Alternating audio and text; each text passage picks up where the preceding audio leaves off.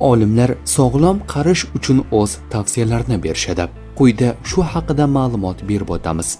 Har kuni jismoniy faollik, kamida 30 daqiqa piyoda yurish, velosiped haydash yoki suzish, kuchli mashqlarni bajaring. Haftasiga 2-3 marta mushaklarni mustahkamlash foydalidir.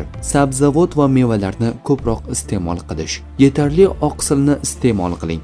Shakar va qayta ishlangan ovqatlarni kamaytiring. Sog'lom yog'larni tanlang. Kuniga 1,5-2,5 litr suv iching. Har kuni 7-9 soat sifatli uyquni ta'minlang. Stressni boshqaring. Chekishdan voz keching va spirtli ichimliklarni cheklang. Qon bosimi, qand va xolesterinni muntazam tekshirib turing. Vazningizni me'yorda saqlang. Miyangizni mashq qildiring. Ijtimoiy faollikni saqlang. Quyoshdan himoyalaning. D vitamini va kalsiy yetarli bo'lishiga e'tibor bering. Omega 3 ga boy mahsulotlarni iste'mol qiling. Ichak salomatligini qo'llab-quvvatlang.